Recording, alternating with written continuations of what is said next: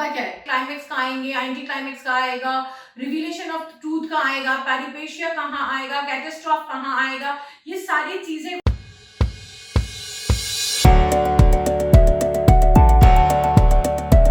Hello.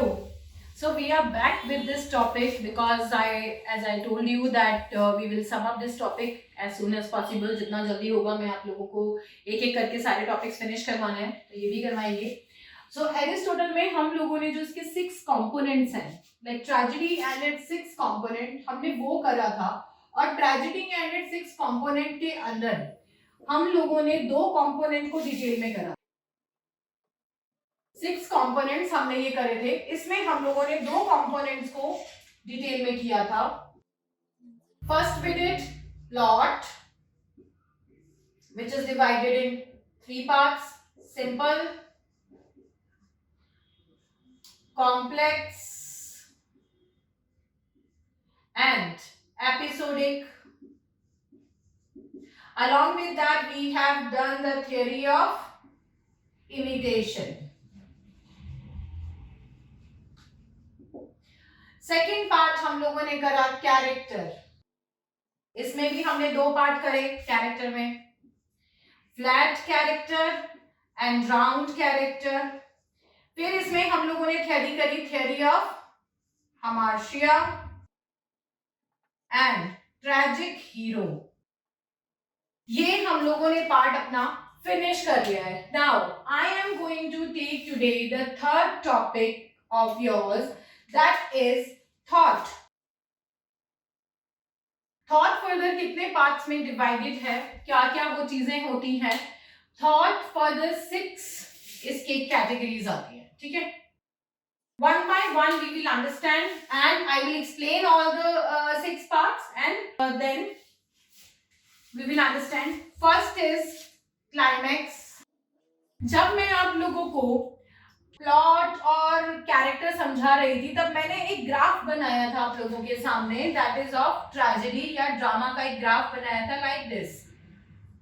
ठीक है, जहां पे दिस इज द प्लॉट या इमिटेशन जिसपे एक स्टोरी को बिल्ड किया जाता है. दिस इज अ स्टोरी और इस स्टोरी की बिल्डिंग के अंदर क्या जाता है, ये स्टोरी जब बिल्कुल कहीं पे भी जाके एक पीक पे पहुंचती है, इस पीक को बोलते हैं हम climax. That is peak of any action. Climax is peak of any action. जो भी एक्शन इस ट्रेजेडी के अंदर हो रहा होता है उस एक्शन के पीक को हम क्लाइमैक्स कहते हैं. और ये केवल ट्रेजेडी में ही होता है, ये कभी भी कॉमेडी में नहीं हो सकता. क्लाइमैक्स कॉमेडीज के अंदर नहीं होते. ये जितने भी थॉट के कंपोनेंट में बताऊंगी या आगे जो भी कंपोनेंट्स हैं वो ट्रेजेडी के ही हैं. इसकी तरह कैरेक्टर और प्लॉट की तरह हम लोग कॉमेडी के कंपोनेंट डिस्कस नहीं करेंगे. दीज आर ऑल ट्रेजेडी के जितने भी कंपोनेंट्स हैं वही डिस्कस करेंगे.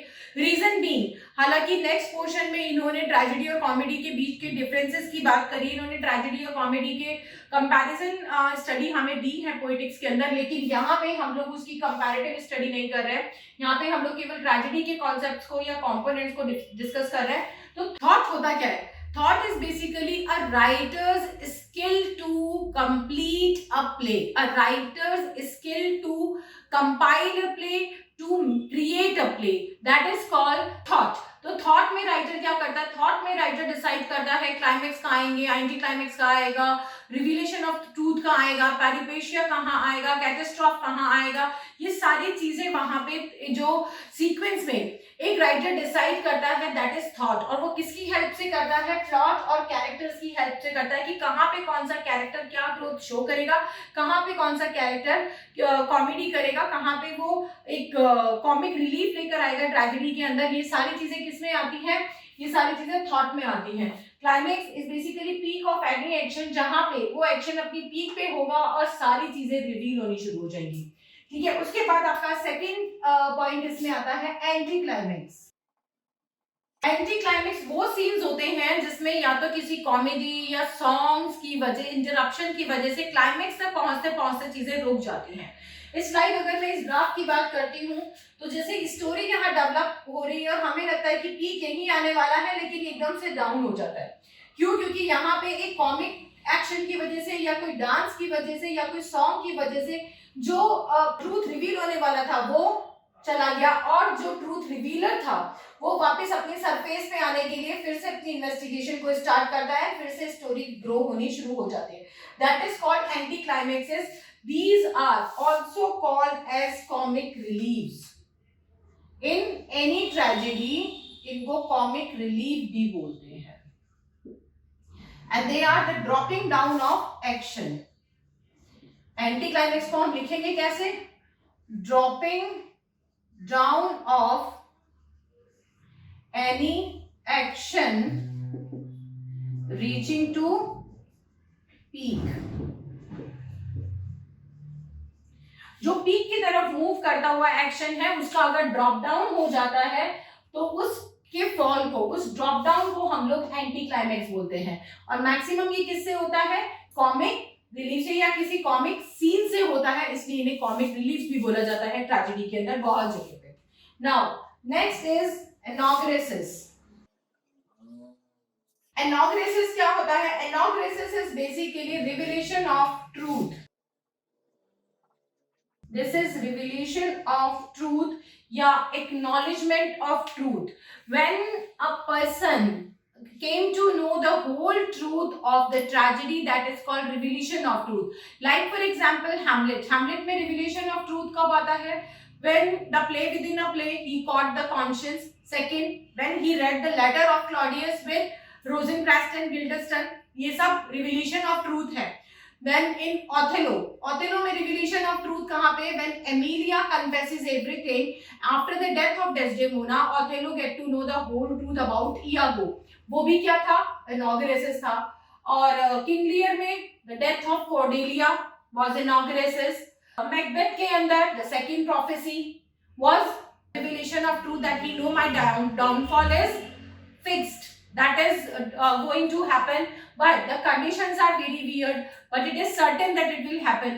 तो उसको ये मालूम था कि वो certainty है कि मेरा डाउनफॉल तो होना है, लेकिन ये कंडीशन है पता नहीं कब होंगी कब नहीं होंगी, ये तो बहुत लंबा प्रोसेस है शायद। इसीलिए इनॉग्रेसिस को हम बोलते हैं रिवीलेशन ऑफ ट्रूथ, जब हमें सच्चाई से हम रूबरू होते हैं, जब हम सच्चाई का हमारे आमना सामना होता है कि अच्छा इसके बारे में मैं ये चीजें जानना चाह रहा था लेकिन ये इसके बारे में नहीं, इसके बारे में है, तो दैट इज रिवीलेशन ऑफ ट्रूथ। जैसे कि हैमलेट उन दोनों को अपना फ्रेंड समझ जाता है, रोजेनक्रास्ट एंड गिल्डेस्टर्न को, लेकिन वो दोनों क्या निकले? स्पाई। उसी के दुश्मन क्लॉडियस के स्पाई, तो उसको अपना पूरा प्लान चेंज करना पड़ा। That is called revelation of truth, anagnorisis. Anagnorisis के साथ एक पैरेलल चीज चलती है, पेरिपेशिया। ठीक है, peripeteia means reversal of fortune. Reversal of fortune. देखिए, जो ये ग्राफ मैंने आपको बताया है ट्रेजेडी का, इस ग्राफ के अकॉर्डिंग अगर हम देखते हैं तो जो क्लाइमेक्स आ रहा है, जहां पे क्लाइमेक्स आता है, क्लाइमेक्स के साथ साथ आपको मैंने एंटी क्लाइमेक्स भी बताया। This is like anti climax. अब पूरे प्ले में इनॉग्रेसिस कहीं पे भी आ सकता है, मिड में भी आ सकता है, लास्ट में भी आ सकता है, लाइक ऑथेलो, किंग लियर में बीच में ही आया था, वहां पे भी आ सकता है, मैकबेथ में भी बीच में हुआ था। तो इनॉग्रेसिस के साथ साथ क्या आता है, जैसे जहां पे भी इनॉग्रेसिस आएगा मतलब रिवीलेशन ऑफ ट्रूथ जहां पे भी होता है, वहीं पे पैरेलली, इसी के साथ साथ बिल्कुल पैरेलली क्या आ जाएगा, सेम स्पेस पे पेरिपेशिया, मतलब कि जो कैरेक्टर है, मेन कैरेक्टर है, वो अपने एक्शन को रिवर्स कर देता है। यहाँ पे मेन चीज यही है कि जो सेंट्रल कैरेक्टर है दैट रिवर्सेस द एक्शन। जो हमें लगता है कि ये एक्शन ये लेगा या ये एक्शन चल रहा है, उस एक्शन को बिल्कुल रिवर्स कर दिया जाता है। जैसे कि मैकबेथ के अंदर क्या होता है, मैकबेथ के अंदर ही reverses the action by he don't wanted to believe in the prophecy this time, कि ये तो पता नहीं बहुत लंबे टाइम की बात करें, मेरे साथ कुछ नहीं होने वाला है। सिमिलरली जूलियस सीजर के अंदर उसकी वाइफ उसको ऑलरेडी बताती है कि ये चीजें यहाँ पे है, लेकिन वो उसको नहीं मानता, चला जाता है। Antony got to know the truth and ultimately revealed it to the public, वहां पे क्या होता है, रिविलेशन ऑफ ट्रूथ किसके लिए था, पब्लिक के लिए था, पब्लिक को पता लगता है कि ये सच्चाई है, तो वहां पे रिवर्सल ऑफ एक्शन, साथ साथ में क्या हुआ, ब्रूटस को वहां से हटा दिया गया एंड वो डिक्लेयर कर देते कि हम ब्रूटस को अपना किंग डिक्लेयर नहीं कर सकते। सेम टाइम पे वो एक्शन हुआ कास का, उन सबको जो भी कॉन्स्पिरेटर्स उनको उठा के जेल में डाल दिया गया, दिस इज जूलियस सीजर, ठीक है। तो जहां पे रिविलेशन ऑफ ट्रूथ होता है वहीं पे साथ साथ parallelly peripeteia, that is reversal of action या रिवर्सल ऑफ फॉर्च्यून, वो अपने एक्शन को रिवर्स करके अपने आने वाले फ्यूचर को चेंज कर देता है। फॉर एग्जांपल अगर मैं हैमलेट का एग्जांपल लेती हूँ, तो हैमलेट के अंदर जब उसको रोजेनक्रांस एंड गिल्डेस्टर्न का पता लगा तो वो क्या करता है, उसका प्लान था इंग्लैंड जाके फोर्टिनब्रास से बात करके फोर्टिनब्रास की आर्मी को यहाँ पे लेकर आएगा डेनमार्क में और तब लड़ाई करता। लेकिन अब प्लान क्या था, उसने एक लेटर भेजा फोर्टिनब्रास के लिए कि मेरे लिए कोई भी जगह सेफ नहीं है, रोजेनक्रांस एंड गिल्डेस्टर्न को मैं यहाँ मार दिया, अब अगर मैं इंग्लैंड में पहुंचू तो क्या पता वहां पे शोर पे कोई हो, इंग्लैंड के बीच पे, इंग्लैंड के पोर्ट पे कोई हो जो मुझे मारने के लिए हो। तो वो वहीं से अपने शिप को टर्न करके यहाँ आ जाता है कि मैं जा रहा हूं और तुम अपनी आर्मी को लेकर आओ, that is reversal of action, okay, this is called peripeteia. Then इसके बाद नेक्स्ट आपका पॉइंट आता है, so after peripeteia catastrophe. Catastrophe is basically a sudden downfall of anything, like कुछ भी ऐसा हो रहा है, कुछ भी ऐसा इवेंट, कुछ भी ऐसी चीज जिसकी वजह से एक सडन डाउनफॉल वहां पे नजर आएगा हमें, या एक kind of a tragic end जिसे हम बोलते हैं, that is catastrophe. Like for example हमको ये मालूम था कि Hamlet is going to take revenge, लेकिन वो खुद उसकी भी डेथ वहां पे हो जाएगी, ये नहीं देखा था। कॉर्डेलिया की death was a sudden event which gave the recognition, but King Lear became mad. Othello died, killed himself. These are all catastrophes. A sudden event causes great damage.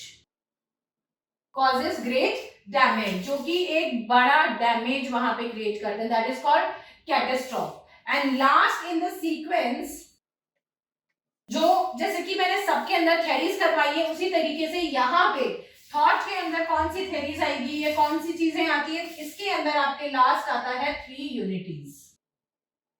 यहाँ पे आती है 3 यूनिटीज, कौन कौन सी है, टाइम, प्लेस एंड एक्शन। अब ये 3 unities जो कि क्लासिकल यूनिटीज भी कहलाती हैं, वो थॉट के अंदर आता है। यहाँ पे राइटर डिसाइड करता है कि कौन सी चीज कहां पे आएगी। टाइम के अंदर कौन सी यूनिटी आती है, दैट इज 3 to 24 आवर्स। केवल जो सीन है या जो स्टोरी है, that should be of only 3 to 24 hours. केवल इतने समय के बीच की स्टोरी होनी चाहिए, इससे ज्यादा की स्टोरी एक एक्ट में आप नहीं दिखा सकते। Second, place, maximum 2 places, maximum 2 places should be used. 2 जगह से ज्यादा जगह नहीं होनी चाहिए। अगर 3, 4, 5 मल्टीपल जगह होंगी तो ऑडियंस कंफ्यूज हो जाएगी कि कहाँ पे सीन चल रहा है, किसका सीन चल रहा है, कौन सी जगह है। तो मैक्सिमम आप 2 जगह यूज कर सकते हो, 2 प्लेसेस, 2 सेटिंग्स दिखा सकते हो, उससे ज्यादा सेटिंग्स नहीं हो सकती। एक्शन, एक्शन में यहाँ पे 2 पॉइंट आते हैं। First, characters should remain the same, characters should remain same, और सेकेंड आएगा जॉनरा शुड रिमेन सेम। अब ये दोनों चीजें क्या है, देखो इनको समझो कि ये दोनों चीजें क्या है।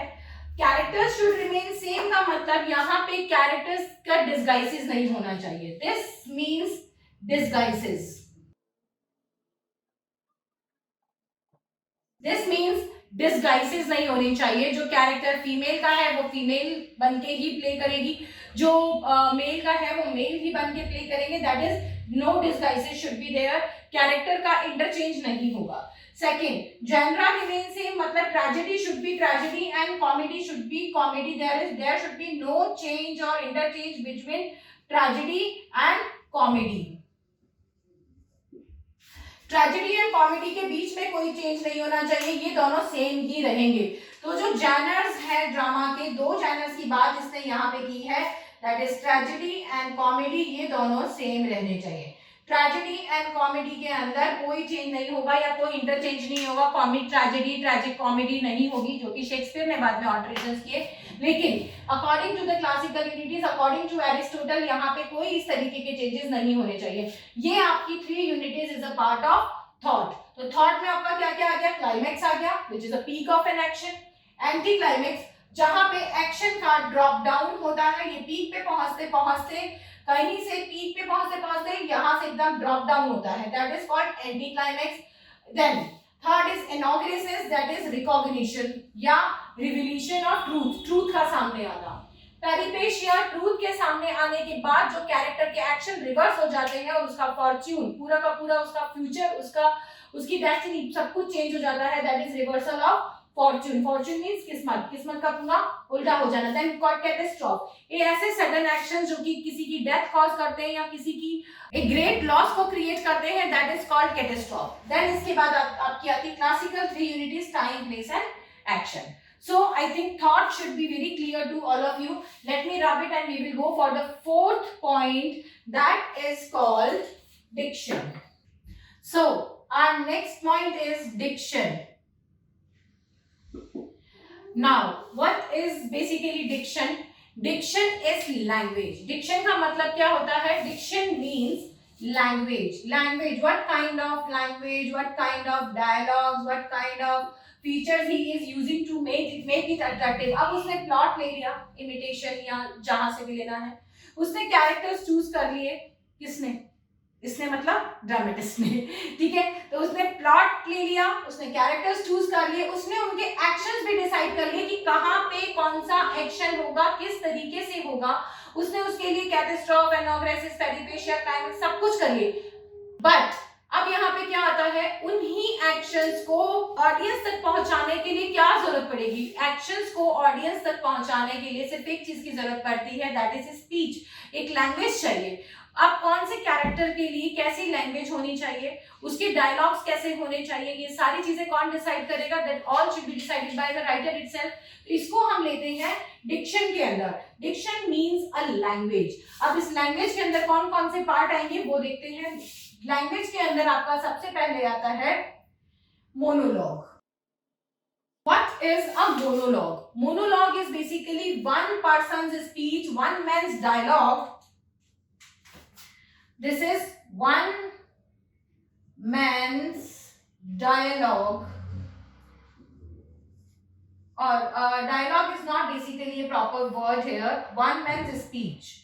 ठीक है, whether the other characters are there on the stage or not, बाकी के कैरेक्टर्स या कोई भी और कैरेक्टर्स स्टेज पे हैं या नहीं है, लेकिन एक इंसान जब अपनी खुद की स्पीचेस को वहां पे डिलीवर कर रहा हो, तो चाहे वो ऑडियंस को सुना रहा हो, चाहे वो बाकी के कैरेक्टर्स को कोई स्पीच दे रहा हो, कोई गाइडलाइंस दे रहा हो, कुछ भी दे रहा हो, लेकिन एक लंबी स्पीच एक इंसान के द्वारा दी गई, that is called monologue. Like for me, I am teaching you here, यहाँ पे कोई स्टूडेंट टीचर इंटरैक्शन शो नहीं हो रहा है, यहाँ पे केवल मेरी स्पीच चल रही है ना, आप लोग सुन रहे, दिस इज मोनोलॉग, ठीक है। That is one man's dialogue, केवल एक इंसान के डायलॉग वहां पे डिलीवर हो रहे हैं, that is called monologue. Second, dialogue. What is dialogue now? Dialogue is basically speech और communication between two or more characters, ठीक है। जब दो और से ज्यादा कैरेक्टर्स के बीच में डायलॉग शेयरिंग होती है, उन दोनों के बीच में कम्युनिकेशन शो होता है, दैट इज कॉल्ड डायलॉग। दो लोगों के या उससे ज्यादा लोगों के conversation, that is called dialogue. Next, aside. Now what is aside? You must have seen many characters, like जब एक्शन चल रहा है, कोई डायलॉग्स चल रहे हैं, उनके बीच में एक कॉमिक कैरेक्टर या कोई नॉर्मल कैरेक्टर धीमी सी आवाज में कमेंट करेगा, हाँ ये सब जानता हो, जैसे काइंड ऑफ इसने यहाँ पे किसी ने कुछ बोला और ये यहाँ पे सिर्फ एक कैरेक्टर के साथ फुसफुसाहट कर रहा है या कुछ भी ऐसा बोल रहा है, just to create comedy for the audience, just to create a gesture to the audience or to give information to the audience। वो यहाँ पे कह रहा है बकवासी बात करता है, कुछ नहीं करता, इसी को सब कुछ पता है, हाँ अच्छा हुआ मैंने कुछ नहीं बताया, काइंड ऑफ जो सिर्फ वो एक कैरेक्टर से बात कर रहा है या खुद से बात कर रहा है, बट बहुत ही स्लो वॉइस के अंदर कर रहा है, और उसको एक दो कैरेक्टर भी शायद सुनते हैं, ये भी दिखाया जाता है कि जो कैरेक्टर सुन रहे रिएक्ट कर रहा है, जस्ट फेशियल एक्सप्रेशंस आते हैं या ऑडियंस उसको सुन के हंसती है। These are called asides. Asides are basically single person's dialogue to create comedy or information. To create comedy, information और comment, तीनों चीजें आ जाएंगी इसके अंदर, उसके लिए हम aside यूज करते हैं। Now the fourth one is chorus. Fourth one is chorus. Chorus के अंदर और क्या होता है, कोरस के अंदर बेसिकली जो चीजें आती हैं, that is multiple people must be singing from the back of the stage. वहां से लोग गाना गा के स्टेज के बैक से गाना गा के या तो ऑडियंस को इंफॉर्मेशन दे रहे होते हैं, या फिर स्टेज पे ही कोई पर्सन आके उसको सिंग करके या एक नॉर्मल डायलॉग फॉर्म में ऑडियंस को किसी चीज की इंफॉर्मेशन देता है। तो बेसिकली कोरसेस क्या होते हैं, choruses are the bridges between, they are the bridge between the audience and the stage. ठीक है, क्यों? क्योंकि it delivers information, it deliver information regarding next or coming action। वो यहाँ पे नेक्स्ट या कमिंग एक्शन के बारे में कुछ ना कुछ इंफॉर्मेशन के लिए होता है। इसका बेस्ट एग्जांपल क्या है, डॉक्टर फॉस्टर्स। वैगनर ने जितने भी कोरसेस वहां पे गाए हैं, वो सारे के सारे कोरसेस क्या करा है, डॉक्टर फॉस्टर्स की जर्नी को बताने के लिए गाए हैं कि now next doctor Foster's is flying to this country, the purpose of flying to is this, and he was seeking for such kind of delicacies, delicious things and riches or luxury, so that all is narrated by Wegener to give the information to this audience that the next scene which is going to happen on the stage is of that country and court। तो ये होते हैं choruses. Similarly murder in the cathedral में है, Shakespeare ने use करे हैं, वो सब किसी लिए यूज करे हैं, नेक्स्ट होने वाले एक्शन की इंफॉर्मेशन एडवांस में उनको देने के लिए। ये ऑफ स्टेज ऑन स्टेज दोनों तरीके से हो सकते हैं। ठीक है, now last in the diction is literary terms. Literary terms and devices, ये इसमें क्या है, ऑब्वियस सी बात है, जो मेटाफर्स हैं, कंपैरिजंस हैं, जो भी चीजें उन्हें यूज करनी है, उन सभी को इन डायलॉग्स के साथ किस तरीके से कंबाइन किया जाएगा कि वहां पे एंटरटेनमेंट क्रिएट हो सके। लिटरेरी डिवाइसेस का एक प्रॉपर यूज किया जाना, इन सब के अंदर इन सब लिटरेरी डिवाइसेस को इस तरीके से यूज करना कि वो एप्रोप्रिएट नजर आए, वहां पे कोई वियर्ड थिंग ना नजर आए, वहां पे कोई डिसकंटिन्यूटी या एक डिफरेंट पैच नजर ना आए किसी चीज के ऊपर। तो मेटाफर्स वगैरह का, हाइपरबोल का, एलिट्रेशन का, जितनी भी आपके लिटरेरी डिवाइसेस होते हैं, कौन से यूज करने हैं, कौन से नहीं करने हैं, इसका पूरा का पूरा इंफॉर्मेशन या इसकी पूरी की पूरी प्रैक्टिस एक राइटर को होनी चाहिए when he was writing a play. So this is your diction. Basically आज हम लोगों ने दो चीज करी है, थॉट एंड डिक्शन। इन दोनों ही कंपोनेंट के अंदर हमने काफी सारी चीजें करी हैं आज।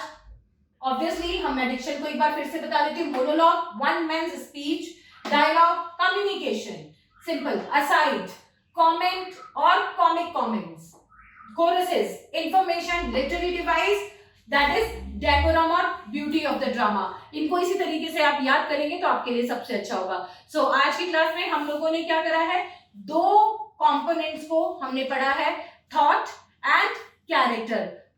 Now in the next class I'm going to give you another two, that is spectacle and music। Other than that we will learn about what is his thought about epic, lyric, comedy, and along with that definitely I'm going to give you the other sections of poetics. Poetics के हमने 6 part में से second part हम लोग ये आज कर रहे हैं, एंड इसके बाद के जो 4 पार्ट है वो मैं आपको डिटेल में आगे की क्लासेस में कराऊंगी। सो keep tuned with this and bye bye, take care।